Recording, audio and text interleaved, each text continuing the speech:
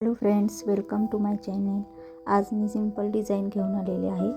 तर ती boatneck design आहे, प्रिन्सेस कट आहे. त्याचं पूर्ण कटिंग करून ठेवलेलं आहे, ते तुम्हाला स्क्रीनवरती दिसत आहे.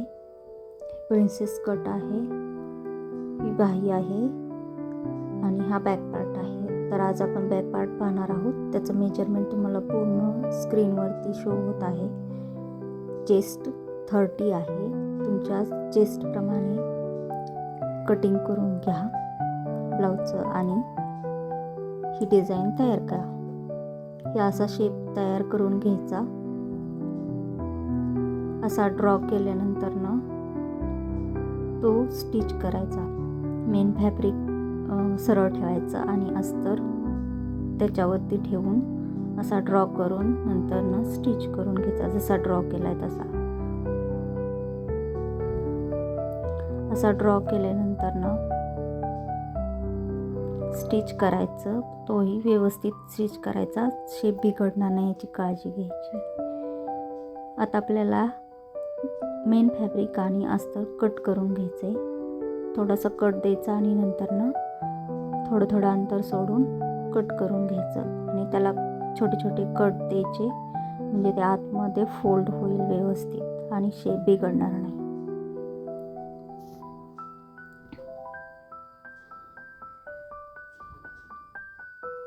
तुम्हाला हा व्हिडिओ कसा वाटला हा मला कमेंट करून सांगा. लाईक, शेअर आणि सबस्क्राईब करायला विसरू नका. बेल आयकॉन प्रेस करा, म्हणजे तुम्हाला नवीन व्हिडिओचे नोटिफिकेशन येतील. असा पूर्ण फोल्ड करून घेतल्यानंतर असा व्यवस्थित प्रेस करून घ्यायचा आणि आकार व्यवस्थित करून घ्यायचा. अस्तरवरती दिसणार नाही याची काळजी घ्यायची आणि वरून दाबटीप द्यायला सुरुवात करायची. अशी पूर्ण व्यवस्थित अशी प्रेस करून दाबटीप देऊन घ्यायची. कुठेही घोळ येणार नाही याची काळजी घ्यायची. फिनिशिंगनी व्यवस्थित असा शेप तयार करून घ्यायचा.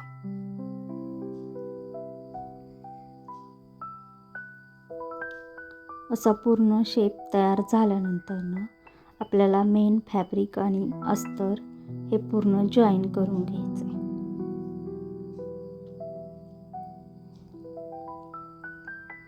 असं पूर्ण व्यवस्थित एकसारखं करून घ्यायचं आणि नंतर पूर्ण असं जॉईन करून घ्यायचं. 2 लाईनचं अंतर सोडायचं आणि अशा पूर्ण टिप्स देऊन घ्यायच्या. हा शेप तुम्ही एक ट्राय करून बघा. हा ट्रेंडिंग शेप आहे. घातल्यानंतर खूप छान दिसतो आणि स्टिचिंग करायलाही खूप सोपं आहे.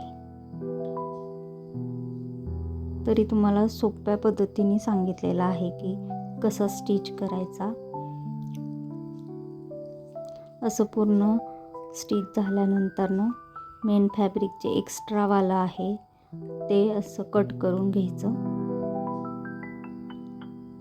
पूर्ण असं सगळं कट करून घ्यायचं आणि नंतर आपल्याला ही नेक आहे त्याला स्ट्रिप्स लावायच्या आहेत, वरून पट्टी लावायची आहे. तर ती 1.5 इंचाची घेतलेली आहे आणि शोल्डर हे 1.5 इंचाचंच ठेवलेलं आहे. त्याला मार्क करून घेतलं आणि वरच्या साईडनी ही पूर्ण पट्टी लावायला सुरुवात केली. अशी पूर्ण 2 लाईनचं अंतर सोडायचं आणि जसा शेप आहे तसं पूर्ण अशी व्यवस्थित पट्टी लावून घ्यायची.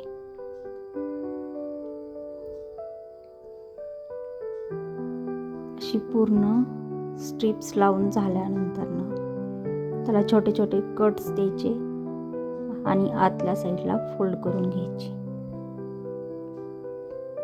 म्हणजे राऊंड शेप हा व्यवस्थित येतो.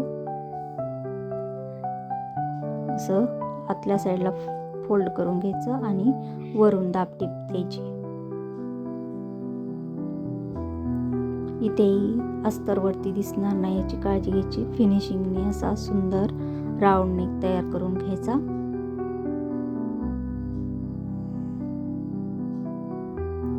थोडंसं प्रेस केल्यानंतर त्याचा पूर्ण अस्तर आतमध्ये जातं, म्हणून ते आपल्याला स्टिच करायला सोपं पडतं. आता फोल्ड केल्यानंतर ना त्यालाही पूर्ण कट द्यायचे, म्हणजे ते ओढला जात नाही नेक आणि प्रेस होतो व्यवस्थित. आणि त्याच्यावरून परत दाब टीप देऊन घ्या, वरून टीप देऊन घ्या किंवा हात शिलाई करा. आता आपल्याला कमरेलाही पट्टी लावायची आहे. ते पूर्ण उंचीचं अंतर घ्यायचं आणि आपल्याला जेवढं उंची ठेवायची आहे तेवढं अंतर घेऊन मग नंतर ना अर्ध्या इंचावरती ते टीप देऊन घ्यायची. अशी वरून पट्टी जोडायची आणि त्याच्यावरती टीप देऊन घ्यायची. नंतर ना थोडी प्रेस करायची आणि आतल्या साईडला परत वरून दाब टीप देऊन घ्यायची. इथेही अस्तर दिसणार नाही याची काळजी घ्यायची.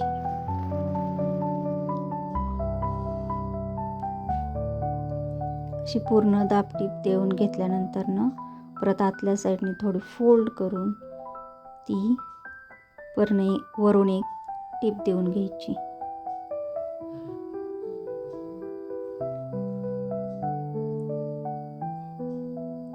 अशी पूर्ण टीप देऊन घ्यायची.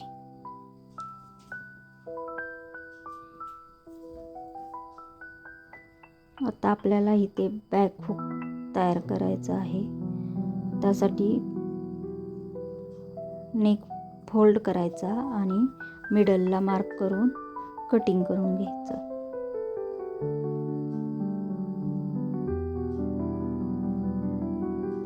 आता इथे आपण पहिल्यांदा स्टक्स टाकून घेणार आहोत 3.5 वरती आणि 5 वरती किंवा 4.5 वरतीही टाकला तरी चालतं. जसं आपला नेक असेल त्याप्रमाणे टक्स टाकून घ्यायचे.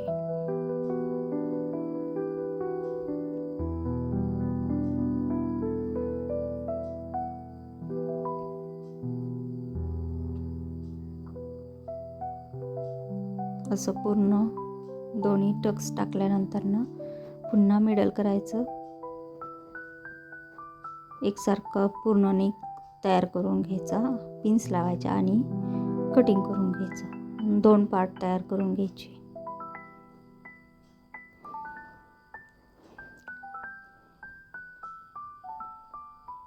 असं पूर्ण कटिंग करून घ्यायचं आणि ह्याला हुक लूक पट्टी लावून घ्यायची.